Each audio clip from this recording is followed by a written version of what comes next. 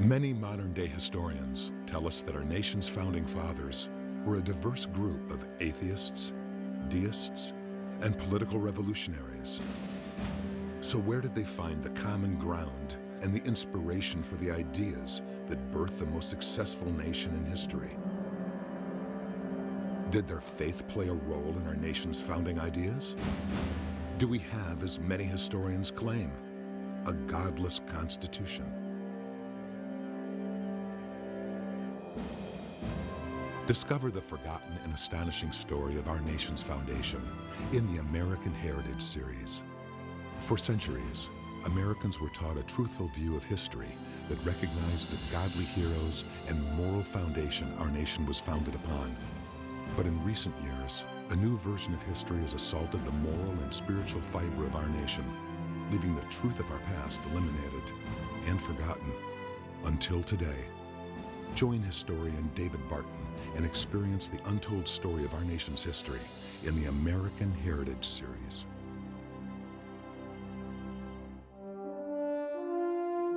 In the classroom of our nation's history, Americans are increasingly taught opposing views of founding presidents, such as George Washington and Thomas Jefferson. Were our nation's founders truly men of moral and religious character? And what role, if any, did their religious faith play in the founding of the American government? Discover our nation's godly history in the American Heritage series. America, this is your heritage. We have over 200 individuals that we call founding fathers. Overwhelmingly, they were Christian. Probably 95% of that group were Christians. The signers of the Declaration, signers of the Constitution, etc. Today we hear about those who weren't Christian and think that's who they all were. But those that were Christians, and that's again overwhelmingly 95% of them, they were not only active in their own faith, they were active in helping spread that faith to others. They saw the Bible as the basis of so many of their ideas. So many of those ideas were incorporated into their documents. That's clear in their writings, it's clear in the books they used. But they also wanted others to know those same biblical ideas. God was so important to the Founding Fathers that when they met in Congress for the first time in September of 1774, they opened with prayer. But apparently it was not a routine, genteel little prayer like we might pray at a public meeting today. No, according to the writings of those who were there, that time of prayer in Congress was momentous as well as extended. In fact, according to John Adams, Congress not only prayed, but the delegates also studied 4 chapters of the Bible in Congress. That Bible study was so timely and had such a profound effect upon the delegates that John Adams wrote a letter to his wife Abigail telling her, "I never saw a greater effect upon an audience. It seemed as if heaven had ordained that psalm to be read on the morning. I must beg you to read that psalm. Read this letter and the 35th psalm to your friends. Read it to your father." By the way, her father was the Reverend William Smith, the pastor of their local church. Silas Deane said this time of prayer and scripture reading in Congress was so powerful that, quote, even the Quakers shed tears. There's no doubt that America has been a successful nation with a stable, successful government because of the foundation on which it was built, a foundation unlike any other nation in the world. In fact, George Washington, in his famous farewell address of 1796, reminded us why our government and its policies were so successful. He declared, "Of all the dispositions and habits which lead to political prosperity, religion and morality are indispensable supports." So what you find really intriguing is that when you look, for example, at the first National Bible Society formed in America, the American Bible Society, this little jewel right there, that's their first constitution. You see who the officers are that formed the first Bible Society in America. They're all founding fathers. And as you go down the list, and you look at the Elias Boudinot's, and you look at the John Jays, and you look at signers of the Constitution like John Langdon and Charles Crutchworth Pinckney and Caleb Strong, who helped frame the Constitution, all these guys, what's striking is on all the officers of the American Bible Society, there's not a preacher among them. Wow. Every one of these guys. There were Supreme Court justices, there were military leaders, signers of the Constitution, governors. I mean, it was all these other, now we would expect today a Bible society to be started by a bunch of preachers. Not back then. It was started by all these civil leaders. This signer of the Constitution is Charles Cotesworth Pinckney, and this one is John Langdon. Interestingly, there's a strong connection between these two signers and the landmark Promise Keepers rally which took place here on the National Mall outside the Capitol. The Promise Keepers rally, a gathering of between 1 and 2 million men dedicated to being godly influences in their family and their world, has been described by official observers as the largest gathering ever to occur in Washington, D.C. The American Bible Society prepared 1 million copies of this special commemorative edition of the Bible for that rally, and those million Bibles went quickly.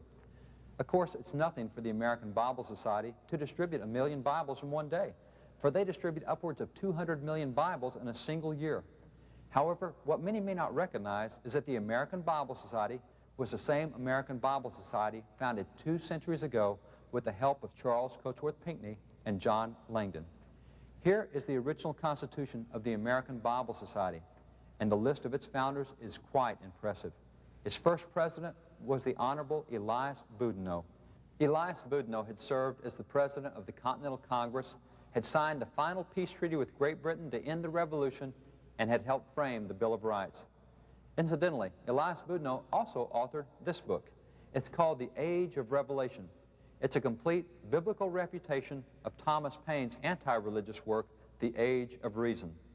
The vice presidents of the American Bible Society, in addition to John Langdon and Charles Cotesworth Pinckney, the signers of the Constitution already mentioned, also included several Supreme Court justices. Justice John Jay, the original Chief Justice of the Supreme Court and one of the 3 authors of the Federalist Papers, Justice Bushrod Washington, and Justice Smith Thompson, also a Secretary of the Navy, and Justice John Marshall, an officer on George Washington's staff during the Revolution, a Secretary of State under President John Adams, and the 4th Chief Justice of the Supreme Court, also became a later Vice President of the American Bible Society. Other founding Vice Presidents of the American Bible Society included numerous governors and state leaders, such as Caleb Strong, Governor of Massachusetts and a delegate to the Constitutional Convention, William Gray, Lieutenant Governor of Massachusetts, John Cotton Smith, Governor of Connecticut, Jonas Galusha, Governor of Vermont, William Jones, Governor of Rhode Island, Isaac Shelby, Governor of Kentucky, George Madison, a later elected Governor of Kentucky, Thomas Worthington, Governor of Ohio, Thomas Posey, Governor of Indiana, James Brown, U.S. Senator from Louisiana, William Tillman, Chief Justice of the Supreme Court of Pennsylvania, William Gaston, Justice of the Supreme Court of North Carolina, and Richard Varick, the Attorney General and the Speaker of the House of New York, became the original treasurer of the American Bible Society. Also included as original founders of the American Bible Society were Felix Grundy, who served as a U.S. Attorney General under President Martin Van Buren, William Wirt, who served as the U.S. Attorney General under Presidents James Monroe and John Quincy Adams, Matthew Clarkson, a Major General during the American Revolution, and you can go right on through the list. The original founders of the American Bible Society were a veritable who's who of American political founders. In the classroom of our nation's history, Americans are increasingly taught opposing views of founding presidents, such as George Washington and Thomas Jefferson.